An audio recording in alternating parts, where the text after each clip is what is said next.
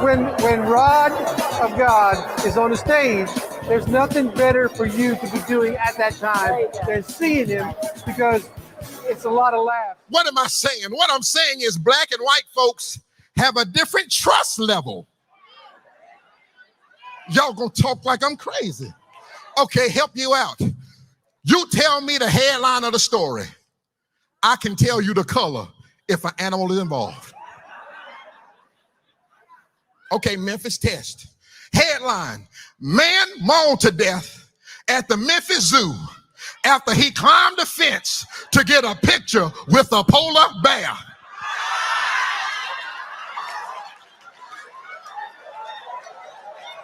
Anybody miss that question? But if I flip the headline, the color switch, I say man injured running from the zoo after he thought he heard the polar bear. You see how this goes? You see, with just a different reaction.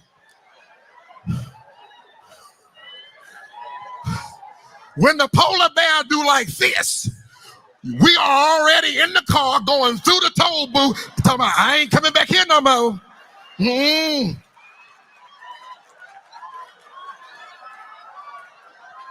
Hey, the jokes on the cultural differences, I thought that was awesome, particularly in what our country's going through, to kind of just bring it together with laughter. It lets us know that we can all laugh together, but we are distinctly different. So that was awesome. I can be the spokesman for the dollar store. I go in the dollar store with kingdom authority. I walk in the dollar store like T.D. Jakes. Get ready, get ready, get ready, get ready, get ready. God! God! I love the song, the joke when he does the Star Spangled Banner. Okay. That's hilarious. That's hilarious. Every family got one member who think he's going to record an album. That's my cousin Ray Ray. Ray Ray went to the game. Can I show you how he remixed the Star Spangled Banner and about got arrested? Can I sing it? He did this. He said, oh, say, oh, say, oh, say, oh, no, say,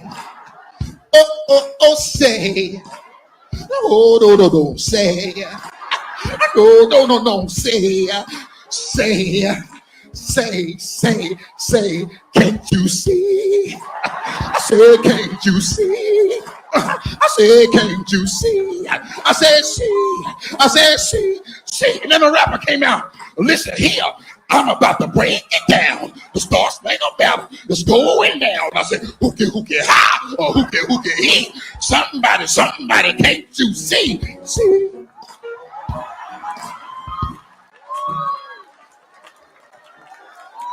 What really blessed my spirit was his trumpet playing at the end. I mean, I love that. I think that was awesome.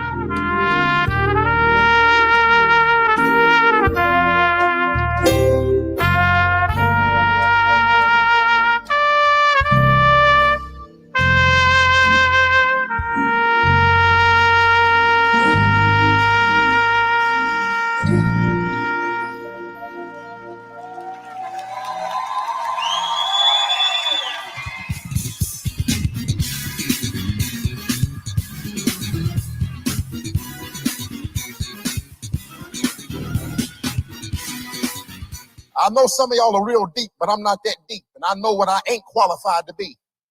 And I know for a fact I could never have been a disciple. I love Jesus. I would have hung with him from a distance, but Jesus did some stuff that sort of went beyond my, level. And I would have stuck with Jesus until he did Lazarus. Y'all so spiritual. Come on, somebody.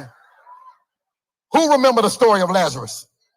Good God Almighty. They say Lazarus had been dead 4 days. And Jesus knew it. And on the 4th day, Jesus said, let us go see Lazarus. Man, they ain't even got no food left. What you talking about?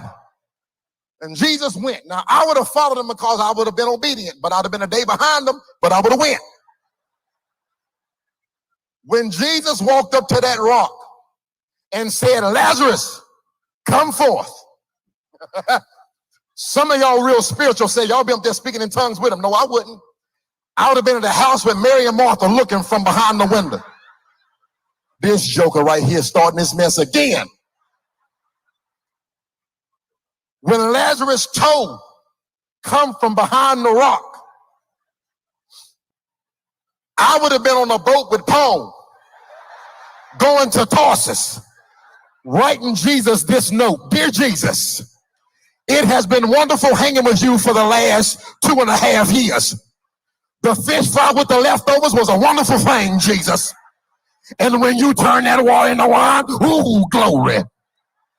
But due to your latest miracle, I must tender this letter of resignation. P.S. Watch out for Judas. That joker is stealing all the money.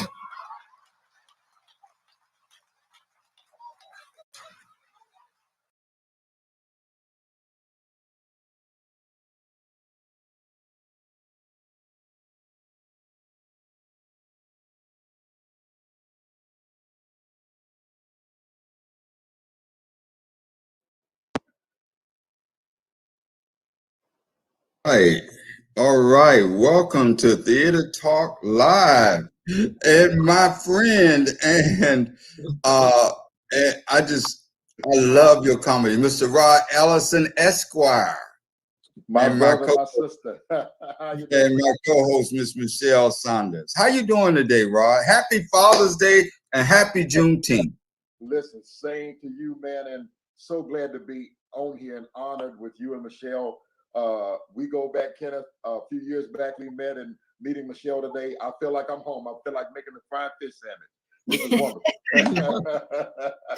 Look, I'm sorry, but I had to turn my mic off. Not my mic, but my camera. I had to turn that off. You're hilarious. Oh my gosh. Yes, isn't it? Oh man. So how did it get started? I mean, were you? How long ago did you start doing comedy? Funny thing. So I started comedy. My mom said at 3 in her mind.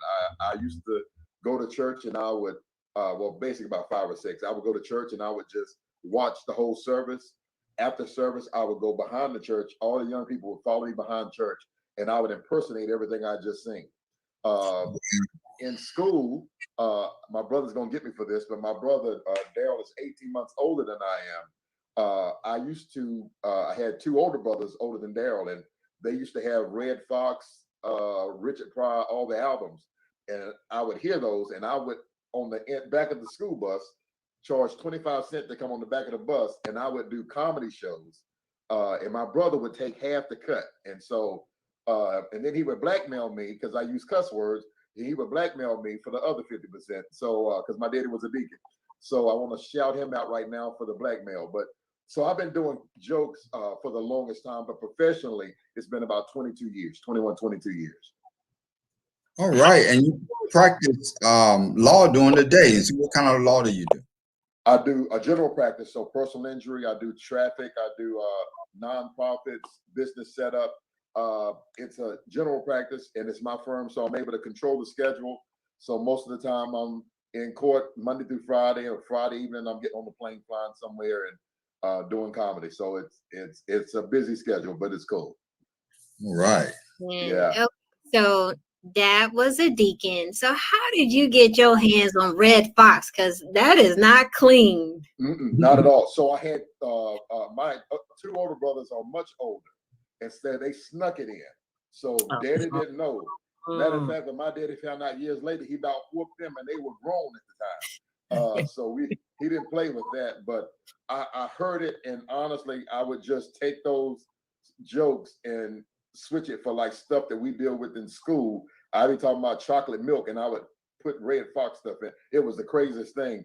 And so I learned how to develop a joke, and then eventually I figured out I need to cut the cussing out if I want to live a long time. So that was how that worked. But yeah, it was Red Fox. No, my daddy didn't know about that. And that wasn't a pretty day when he found out as we were adults. So pray for my family.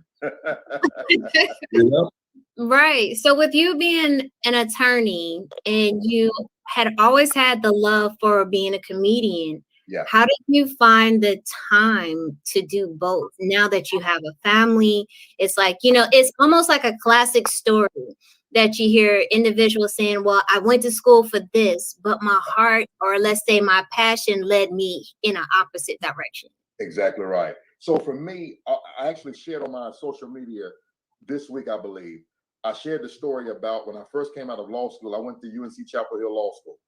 And when I came out of law school, I received a job offer that it was wonderful. And literally, we were broke. I was so broke in law school. My student loan folks was giving me money just to help out with food.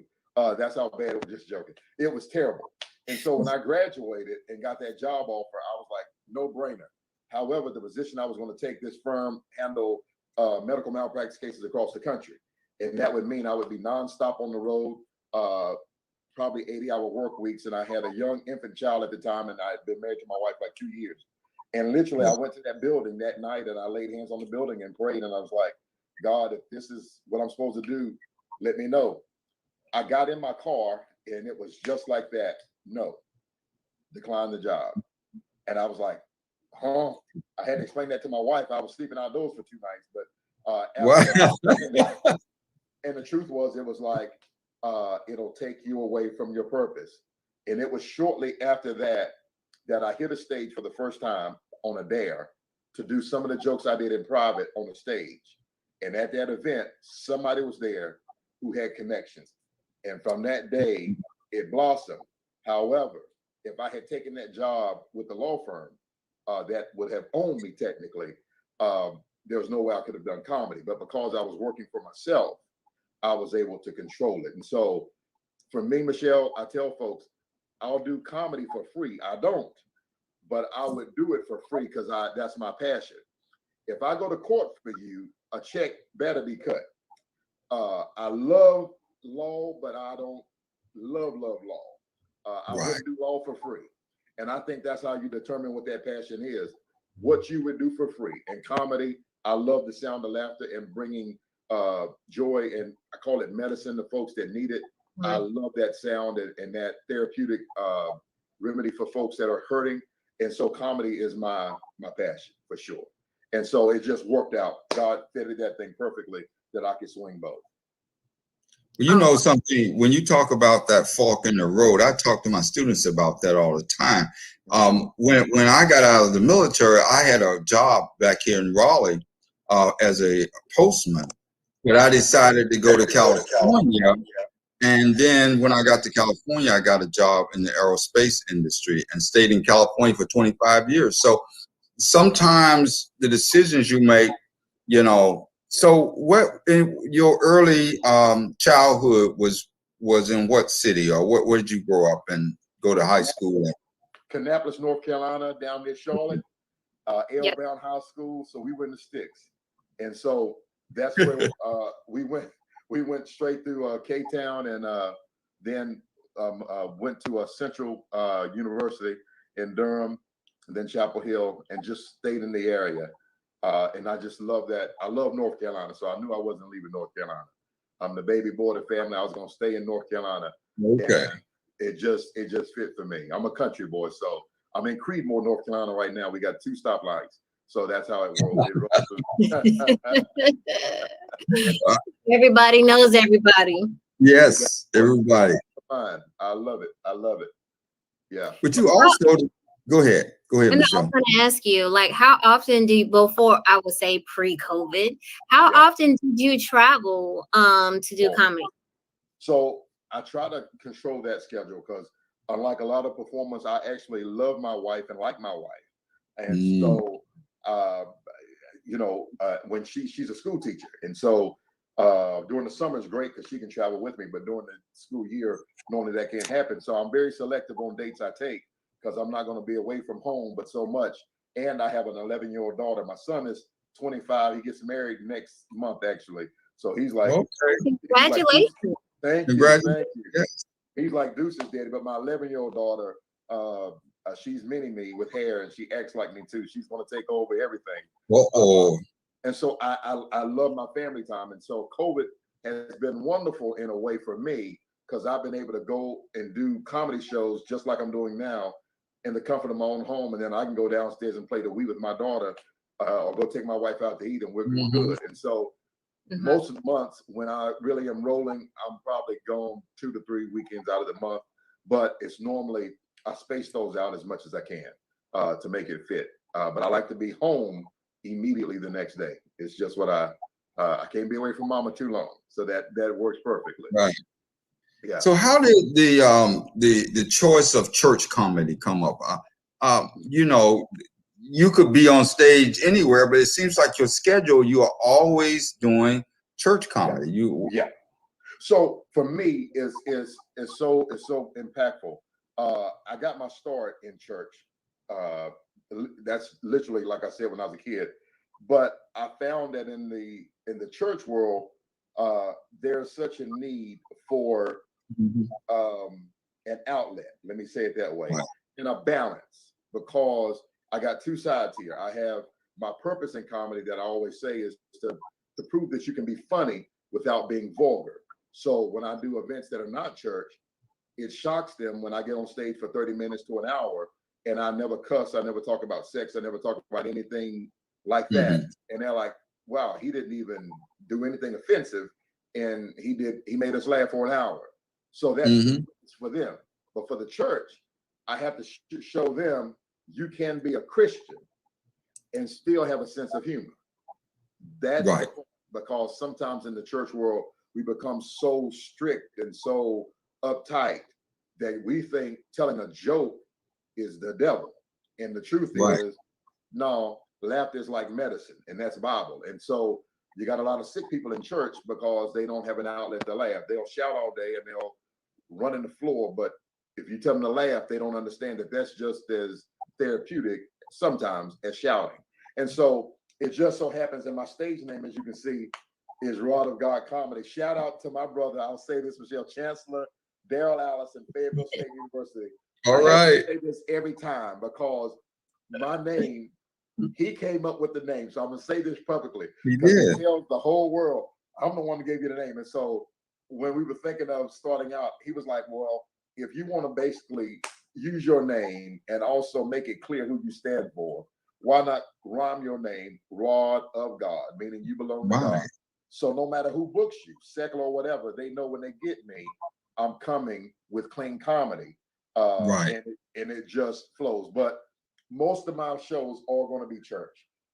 Colleges, some corporations, those are all great. But as you'll say, primarily church folks are who call me. But I'm open to everybody as long as you ain't illegal or bad checks. Those two organizations, illegal and bad checks. And that goes for church bad checks too, because that can happen twice. But it's okay. I've heard some stories. Not for church though, Pastor. I know it's. I love it. Shout out to your church, Michelle.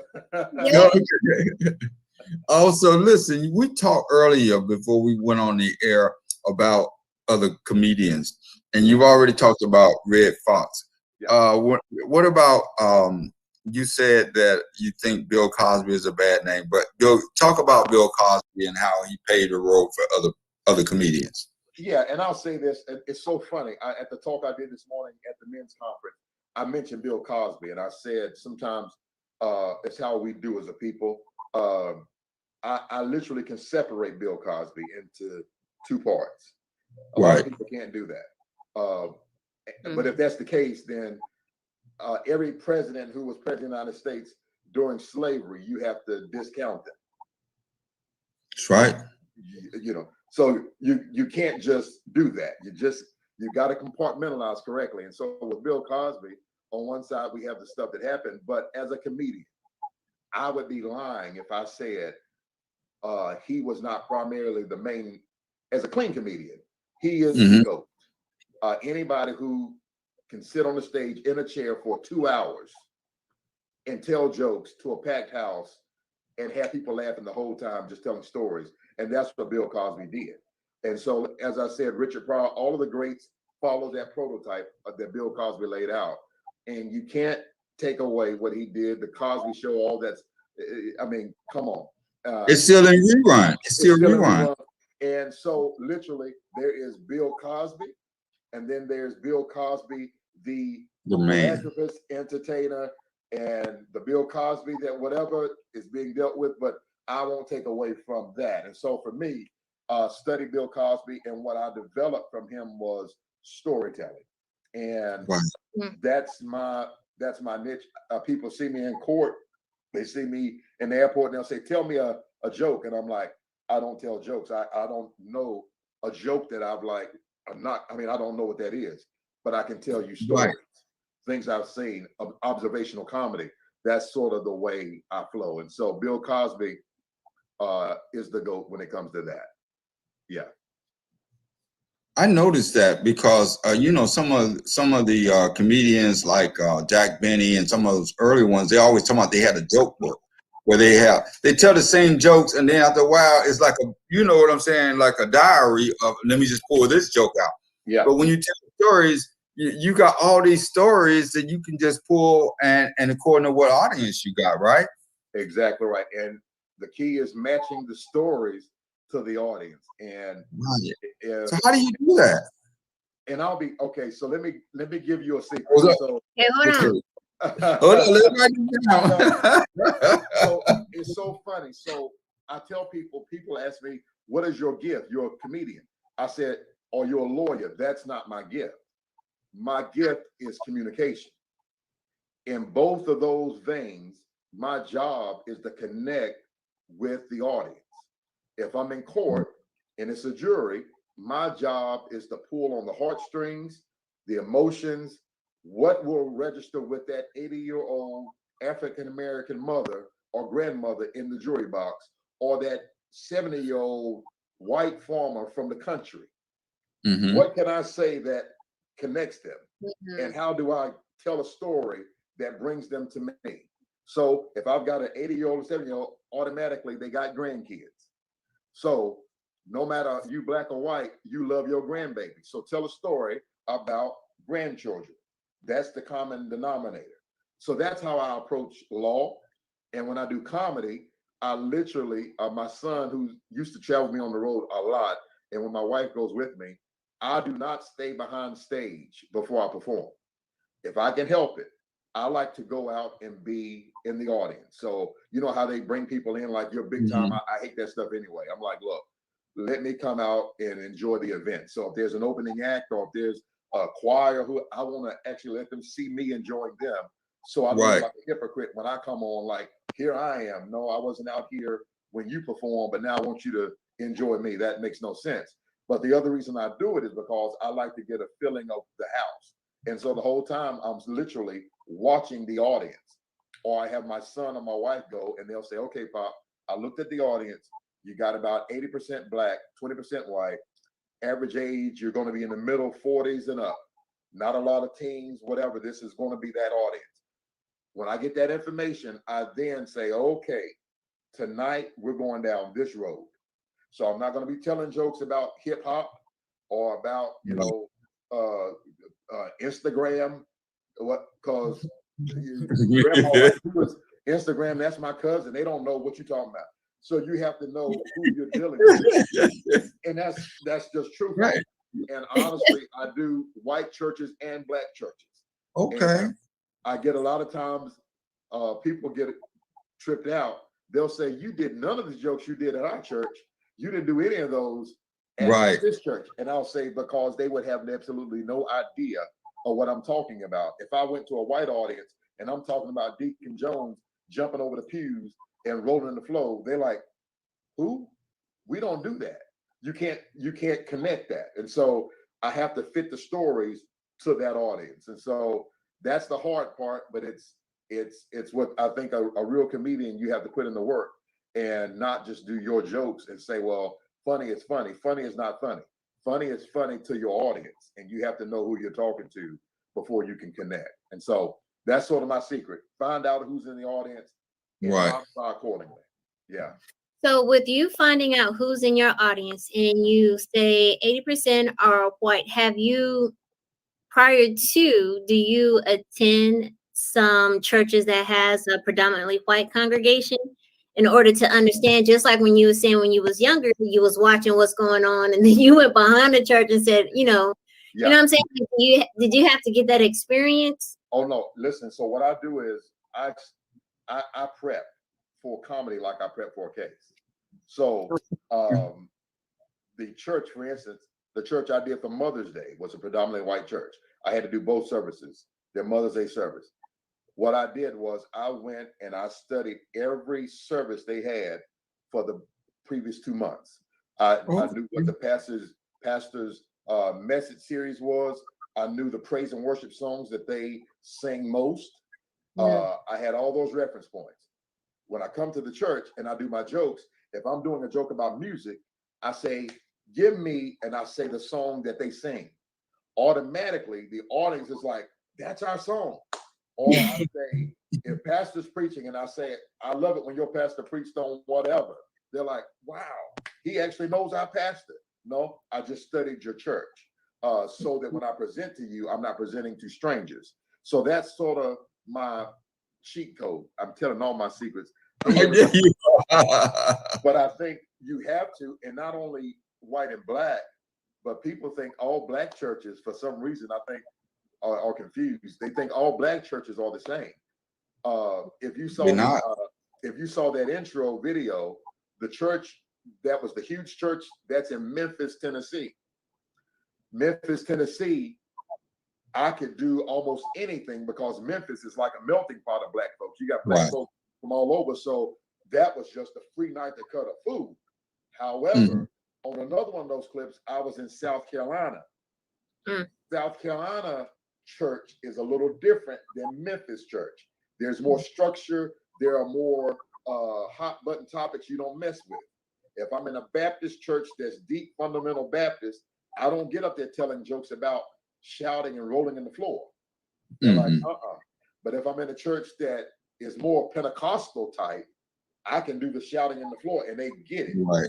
So you have to know where you're going, because I've seen many of my fellow brothers and sisters that do this, and they'll come to me, you know, they'll shows, and sometimes they'll open for me, and afterwards they'll say, Rod, I don't think they like me. And I'm like, I knew when you said this one joke, you offended half the church. And once you offend, you will never get them back. And so my thing is always know that audience and know specifically who you're talking to, or you perish or die. Like comedians say, we literally die on stage. And I've only had that happen once, and I choose not to let that happen again. Now, when you died on stage, was that at the very beginning when you was learning? No, let me tell you. So, and this goes exactly, Michelle, I like your question. That was a good one. So I'm going to be honest with myself. You can appreciate this, Michelle and Kenneth. I literally, this was probably about 3 years in. And when I said I died a partial death. And let me explain. The organization was actually a Christian club in Greensboro, North Carolina. And the promoter, owner of that club said it was North Carolina A&T homecoming weekend. And he said, that is the audience. The club was lit, totally dark. So from the stage, which I hate, I like to see the audience, but their thing was to keep it low. I could not see anybody in the audience. It was just a spotlight. I thought I was talking to young North Carolina A&T students. So I came out the gate telling jokes about Black college and stuff we go through. It was crickets for 5 minutes. I was like, I know this is good material. I don't know what's up. So I literally did what I call the Bernie Mac. I said, DJ, give me some music. I'll be right back.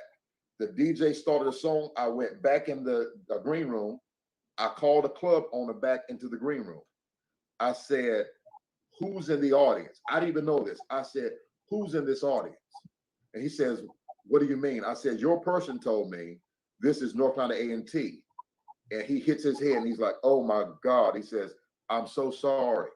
That's not who's here. I said, what do you mean? He said, this is UNC Greensboro homecoming. The audience is 95% white to 9th. These are white college students. Ooh. Once he told me Ooh. that, I said, give me one more song. I just need 5 minutes. The DJ starts, did 5 minutes or whatever song, and I should have known because they were playing contemporary gospel. Mm-hmm. I came out and then I said, boom. And I went right down the road of what college students at a white school deal with. The audience then was rolling laughing. And it was a show from that point on. But I tell folks I died a partial death because I didn't I can imagine take that step and that's why I do the step now, which is I don't hit the stage until I know who I'm talking to. And it was, but the next weekend, or whatever weekend it was, A&T had their homecoming. They brought me back to the Greensboro, the theater in Greensboro. I can't think of Carolina Theater. Carolina, yeah, a market. Carolina Theater, and it was with Jonathan Slocum. And when I tell you that was probably perhaps one of my best 15 minutes on stage, it was North Carolina A&T homecoming weekend. The same jokes that I had just done at the club that bombed with that other audience. With this audience, we literally had to stop the joke because they kept laughing so much at the joke. The truth is, it was the same joke. It was just a different audience. And so that's why it sort of applies, Michelle, that it's like, no, that's when I died. I died because I was talking to the wrong folks with the wrong joke. So, but you know what? You know that how close it is being on stage in comedy and being in a courtroom, trying to convince the jury. It's, you know, the thing is that it's performance, right? I mean, you have to know the jury, right? You have to know who the makeup of the jury and know how to talk to them so that they can. And it's the same when you walk on stage. You got, if you got the wrong jokes for the wrong audience, you did die a death, man. Goodness. Kenneth, I do the joke about, it's not a joke, it's the truth. Everybody remembers the O.J. Simpson trial. And people say, who was the primary person who won the case for O.J. Simpson?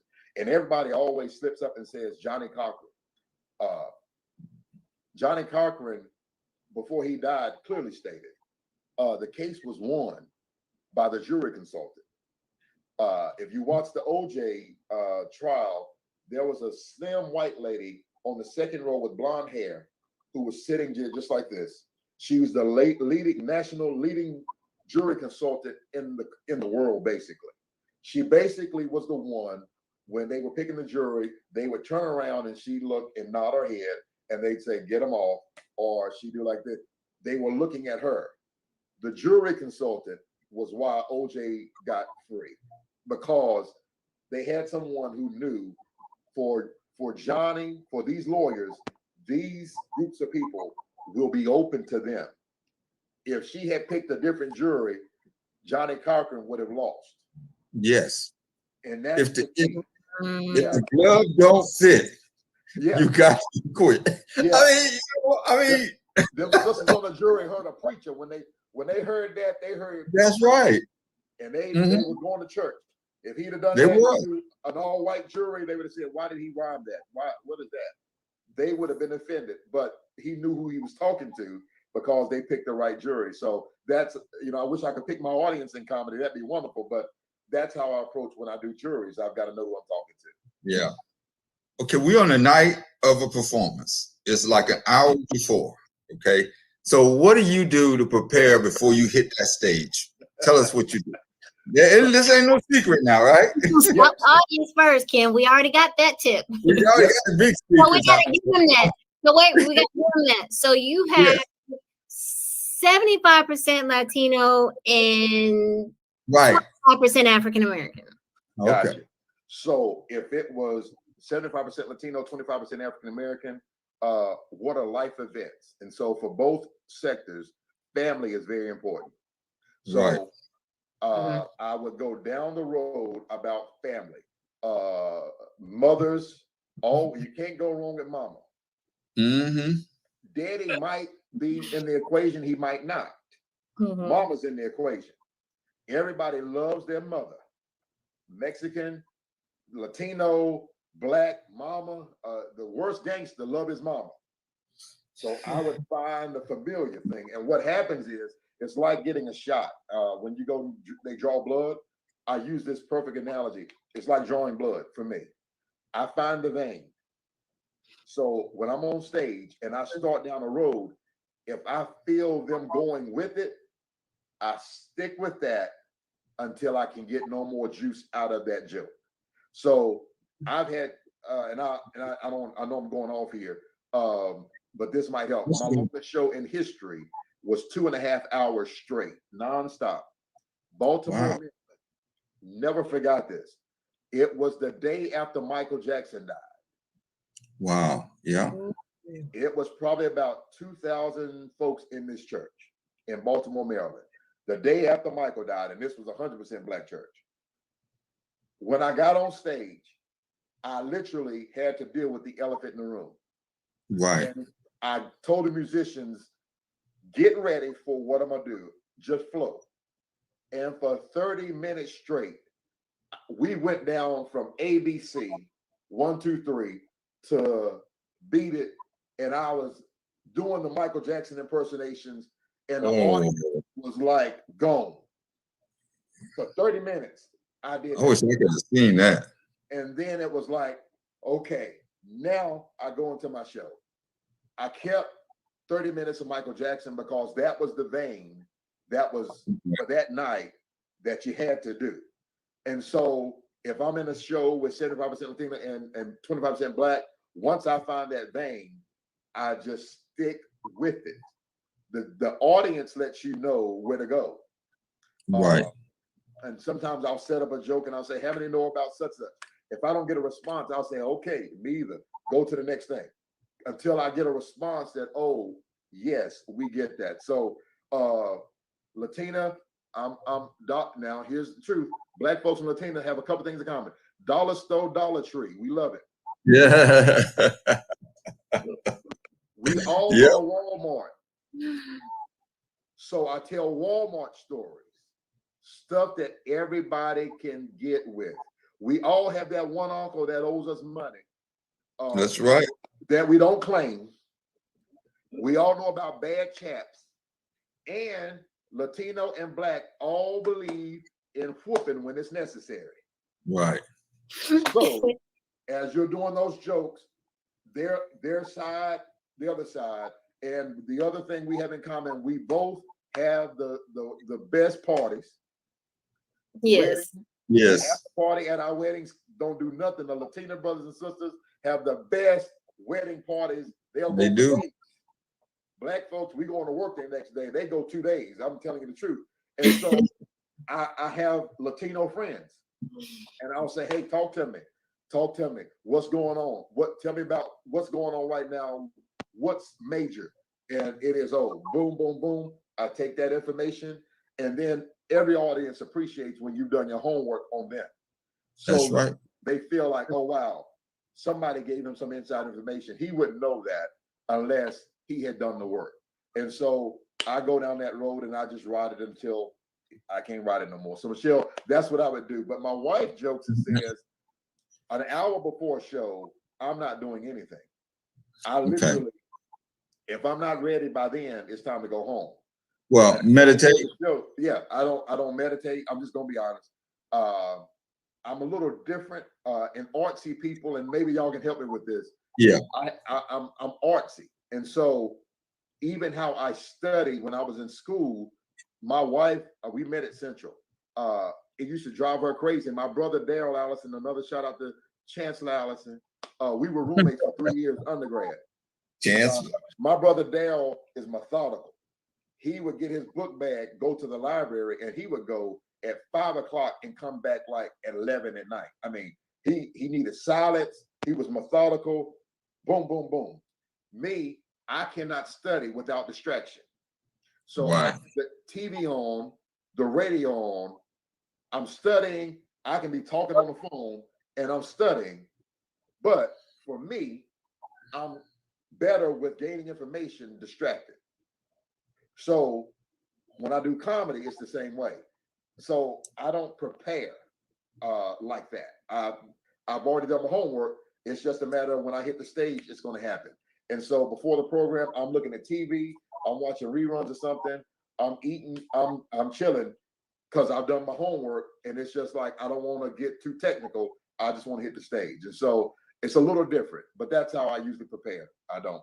Well, I think as an artist, I don't think that's any different. I think Ken can maybe touch on, because even for me, when I write, I have to have background noise, like, you know, whether it's, and I'll be, it'll be depending on the mood. Some mood is jazz, some mood is hip hop. But as long as there's some background noise, that's when I have my best writing. And with writing papers and stuff like that, it was like, oh, I got this in the bag. And next thing you know, I'm done. You know, so I get it. Or even if I paint, yeah, I need some background noise. Wow. Because I think it helps your creativity, you know, for you to channel in whatever your talent may be. Yeah. You know what I mean? So trust me, I get it. Michelle, you broke. Well, listen, I used to. Yeah. I was in Dance on Widow's Row by Sam Art Williams in 2003 at the Raleigh Little Theater. And I don't come in until the second scene. So scene one, as it ends, I'm standing, I come through a door, right? And I'm just breathing, I'm pacing, I'm just, you know, getting it together. But then when my cue comes and I open the door and I come out, the light hits me, and as a performer, you just gotta love it. I just like, I'm ready to go now. Let's do this, you know. I love that analogy, man. That's real. Yes. Yeah. But talk about his branding and his marketing, because he's got a great website and he does a lot of good marketing. Listen, I appreciate it. My shout out to my graphics company, graphics.net. They have looked at me from day one, and that's very rare to have a graphics artist who does my website and all my stuff. The stuff behind me, that's all him. Right, exactly. He's working with me right now to do this. I'm doing a COVID tour, post-COVID tour, called Vaccinated,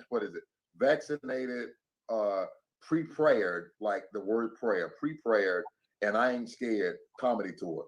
And that's a nice way of telling folks, okay, I got my shots, bring me to your city. And so the branding for me, I've always been my own. I've never really had a booking agency. As a lawyer, I can do my own contracts, so I can save that 15% that I have to pay somebody else. No one can speak for me like me. And so the branding part, now that's tough. As y'all know, that's another job. But I'm very protective of the brand, because as you all know, somebody doing something wrong representing your brand, right? It's almost like I don't want to say like my children, but this is a baby that I grew over 22 years ago, and I've nurtured it and grown it. I don't just put that in someone's hand to say, look out. Right. I don't do that. And so for me, my branding is me. And I put the time in because I think you have to now in the age of social media. I just wish I had social media back when I first started. Right. It would, you know, but it is now. You have to adjust. And we all saw during COVID, if your branding wasn't tight before COVID, you struggle bad because you have to have what you call it, internet imprint.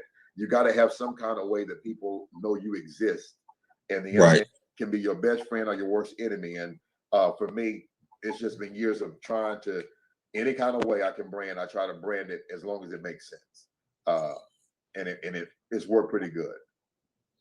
You know, that's why we started Theater Talk Live, because we haven't done a play. You know, Agape Theater Project, last play was in 2019, I think. It was Ethel. We did the Ethel Water story, and then we were supposed to do Crowns in 2020, and in March of 2020 that's when COVID hit. The whole world shut down. Yeah. So how did you do with law and with your comedy? How did that affect you? So I'm going to say something, and I give God all the glory for this. Amen. Believe it or not, 2020 was perhaps my best year. sounds. I'm just being honest with you, and I can't explain it, but I literally had folks. Well, I can say it. It's okay. I go travel, and people always trip when they bring you to their city, and they sometimes fuss about, well, what's your fee, right? And they'll say, we only want you to do 30 minutes, as if you're going to just transport from your house to the stage in Right. New York. And I'm like, no, I got to go to the airport, go to luggage, go through TSA, get on the plane, do a layover for 2 hours, get on another plane, get to your city, get to the hotel. I'm a hostage for 3 hours at the hotel to the showtime.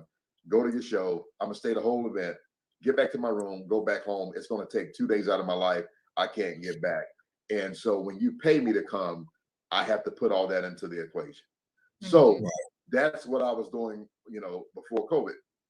COVID, I had situations where in front of a computer screen, I made just as much money talking for 30 minutes than churches paid me to come in person. Wow. It blew me away to the point that I was like, this is spooky. On the law side, because I have developed relationships with the courts and certain individuals, we had virtual court, and in my area, they used me as the guinea pig to try it. And so my clients' cases were getting done virtually. So what would have taken me going to court and being there for all day, I was finishing like 20 cases in like 5 minutes virtually. And it's like, boom, okay. And I'm in the office with a jacket and a shirt and shorts. Shorts. and to me, I give God the praise for that. It blew me away. And at the end of the year, my wife and I looked, we were like, what just happened? And we saw we done, and it was low overhead as well.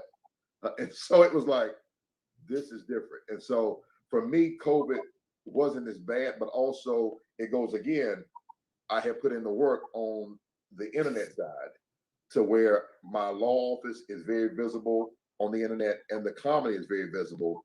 eBlast, I had built my database up over years and purging that database and making sure it was fresh and I've got the right contacts. So when I would send out an e-blast, I'm not getting a retention rate of 1%. I mean, I'm literally getting to people who are the decision makers because I invested in time and had my office invested time. And so all that work benefited me during COVID. And so for me, it was in the midst of a pandemic, it blew me away that it just worked. It worked. Yeah. I know that, and I will agree to you on that, just coming from a performing and fine arts department, where what we typically would do when we bring in an artist, the artist would then have to do a master's class because it is, our students are the center of focus of them coming.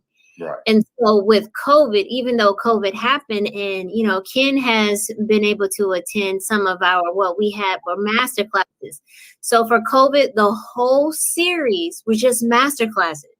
And being that most artists are doing what we're doing now, sitting home, and they're looking for opportunities, but we were able to grab more artists that we couldn't have during COVID, to the point it caught so much attention from other institutions that our numbers were increasing, which then to the point saying our department chair was like, we're going to have a master's class series. And I was like, oh, wait, I was like, for COVID because we have to stay relevant. You know what I mean? And like you said, even though COVID-19 was an unfortunate situation and experience that we just in this time wasn't expecting, but there was still some good in that we were able to reach not only our students, but the community from all over as well. So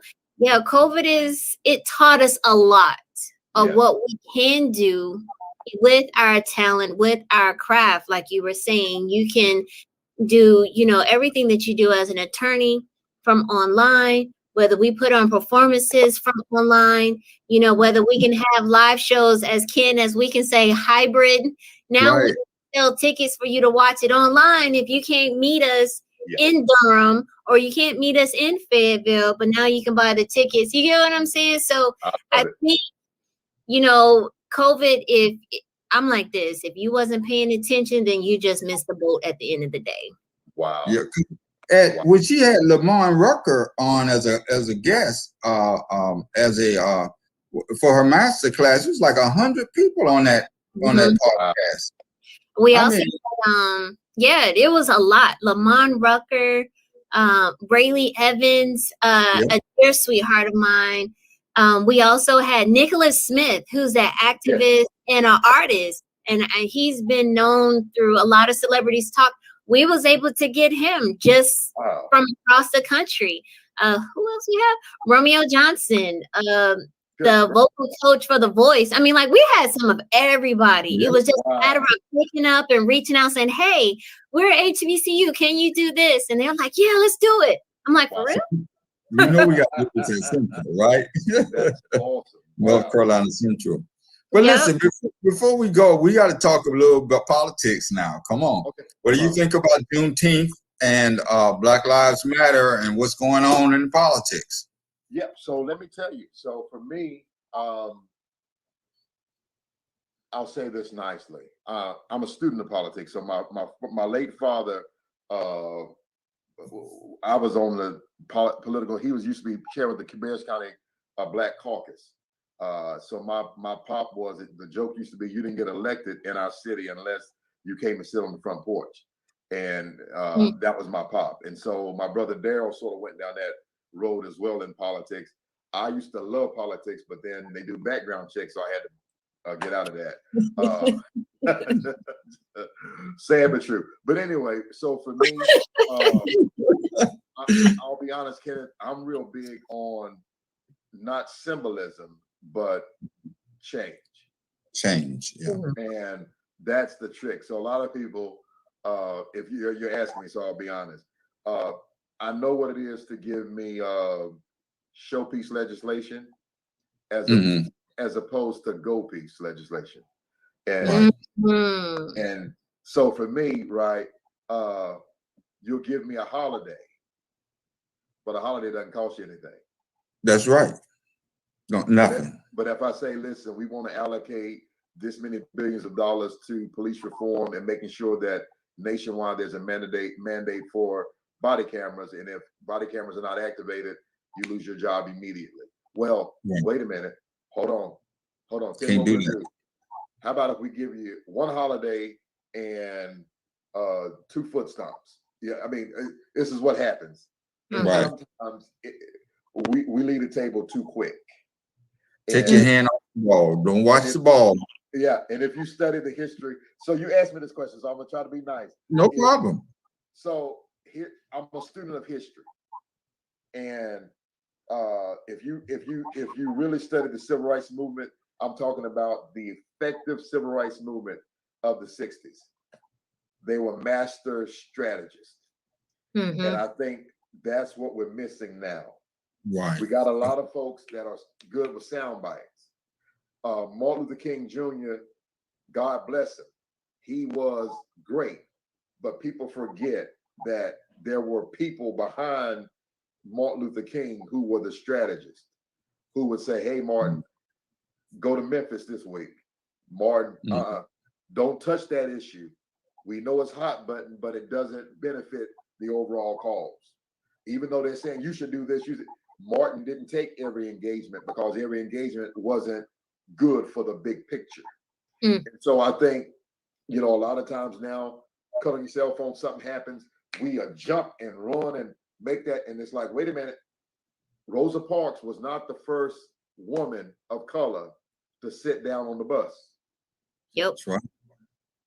That's Rosa Parks was the best option to make a national statement because you could find no flaw in Rosa Parks. So you put Rosa Parks, the quote unquote guinea pig for your movement, because who's going to argue with Rosa Parks? But what we have done in this generation, we jump, I think, sometimes to causes so quick without analyzing. Do we need to really put the whole artillery behind this, or do we need to look at the big picture? And for me, I would like to see reform really happen and a strategy in place to where, God bless the marching, but what are you marching for? What is the end game of this march? Never do a march unless you have a objective for the march, because otherwise, I mean, we've been marching for years. What are you going to hold the people accountable and hold their feet to the fire for real change? And so, I probably said too much. I apologize. No, you didn't. I think that Biden is missing it. He should put together a group that plans these. The Republicans come out with these sound bites, and we never have a answer for them. Or we don't, like you say in strategy, there should be some guys in a room or women in a room cooking up strategies to help move stuff. But it's like we always react to stuff, Yeah. But then a lot of times we don't question the purpose of the action. Right. You know what I'm saying? It's like, okay, so if we do this, then what's next? And so when you ask those questions, sometimes you don't get an answer. You get this dance around or this filler to satisfy, like, hey, we gave you this. Okay, thank you. But what comes next? There we go. And I'll say this, and I won't take up your time, but as a lawyer, Thurgood Marshall, hands down, was my GOAT. And when I was at Central, Julius Chambers, the great civil rights attorney, was chancellor. And they used to call me Little Julius because his wife was from Kannapolis. And so they used to have me over for spaghetti. And that was my man. And he was such a blessing in my life. And I used to have this conversation with him because I love history. But I use this as a tool just to lay this out. So people think Brown versus Board of Education happened because in 1954, all of a sudden, white people got a conscience, and it was like, you know what? Yes, we need to change. No, Brown versus Board of Education was part of the NAACP Legal Defense Fund's long-term strategic plan. They started with higher ed because they knew it wouldn't be as intrusive to have grown students have some Black folks there. So they said, well, we got that done. And then they said, now let's go here. And they kept chopping the tree down, setting precedent, so that eventually at the end game was desegregation. Right. But people don't get it. That doesn't just happen. There is a strategy that sometimes is painstaking, but if the end game is solidified, we got it. My concern now is we have sound bites without an end game. Right. And so this is what I was trying to say. If he has a bunch of people in a room, call them a secret society producing strategy. You know what I mean? Just strategizing, because that's what Republicans do. They get one sound bite, and everybody in the whole world is saying that one sound bite, and all of a sudden a lie becomes the truth. It's like, listen, study the playbook. Yep. Well, listen, we're running out of time, but talk to us a little bit about how you can advise people to get into what you do, being a comedian. Well, first of all, make sure you're funny and establish that with no, I'm just being honest. You should have at least. I'm sorry. Yeah, that's really funny. Make sure you're funny. Am I good? I mean, American Idol, we see it every time, right? Right. And singing like nobody told you before you came on the show that you can sing. You had spent all this time and money to come out here for Simon to tell you you're horrible. You should know you're horrible before you come out to California. So if you're going to do this, I think you need to make sure you put in the work and verify that what you do is something that can be done professionally. There's a difference in being funny and a comedian. I'm not the funniest person in my family. I have an uncle in Florida that's way funnier than me. But if you put a mic in his hand and put him on the stage, he's going to freeze up because he's not a comedian. Right. So you have to understand being funny and a comedian are two different things. That sounds crazy. So that's number one. Number two is be ready to invest in yourself. When I first started comedy, really trying to promote it, we were broke. I took my first check and we spent my whole first check, and we were months behind on bills when I did this to invest and do a national launch. It was a year later that an organization booked me that paid me the money that I invested in one show. But wow. I had to make that step to invest in me. I didn't expect mama, daddy, nobody else to do it. If it's my gift and my skill, you should be your number one investor. And don't be cheap. I'm the most frugal man in the world. 75% of my clothes come from the thrift store because that's just how I roll. But when it comes to my business, I am not cheap. I will spend money that I need to spend in order to be effective. So those are the keys. And get you a team. And when I mean a team, people that will be a sounding board for your material, people that will help cover you in prayer, and also cover you and let you know this ain't hitting. I have folks that will tell me, Rod, my wife is the worst and my son is even worse. I'll do a show and I'm like, what was it? They'll say, you were 8 tonight. We've seen you do better. You need to stop going down side roads. You had them going and then you kept talking that too long. Cut it. Learn when you never despise that, especially from people that have your best interests at heart. And so I think those are the things you put in place before you jump into this and go out and say, I'm going to be a comedian. Because in the age of internet, we got a lot of folks that will put up videos and it's like funny videos. And they're like, I'm a comedian. I'm like, no. You do good funny videos. Right. And getting on a stage with the mic. There's no do-overs on stage. If I bomb a joke on stage, I can't say, no, they just heard you and they booing, get off the stage. And so that would be what I would say. Anybody who's going into this, make sure you're funny and be ready to invest that money. I sound like Jesse Jackson in here. Right. Any final thoughts, Michelle?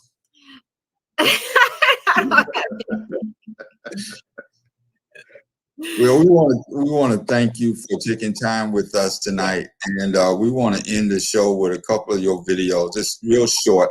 One is of you playing that trumpet. Oh, it is so good that you end our show with this. But I'm going to have everybody go ahead and go to mute. Wait, quick question. Where did you learn trumpet though?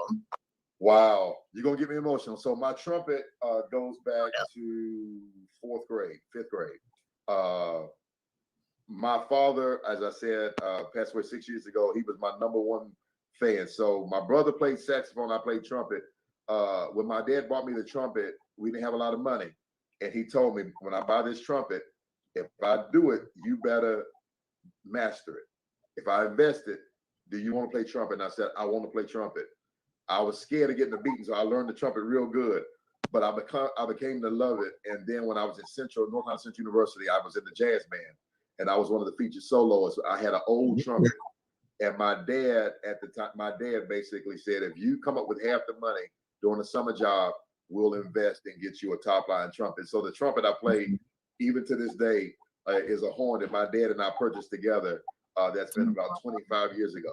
And so that's one of the reasons why I never let the trumpet go, because my pop invested in me, and I worked at a 3rd shift job to make that money for that horn. So the horn is like almost like a connected to my late father. So I love the trumpet. Yeah, I love the trumpet. Wow, that makes it even special. And happy Father's Day to you. Yes, happy Father's Day. Same, Kenneth. Thank you so much. Okay, so everybody go on mute. You got it. My daddy whooped so good, we brought him an award because I just believe you honor where honor's due. My daddy believed whooping was a religious experience. Seriously. My daddy was chairman of Deacon Board, and when he whooped us, he called us in the room and dressed up in a shirt and tie. Put on Mahalia Jackson, read a Bible verse dedicated to what you did, and closed the Bible and then said, would you like to have some words?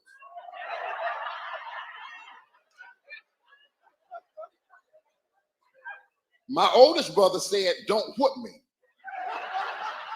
but I'm going to see him again.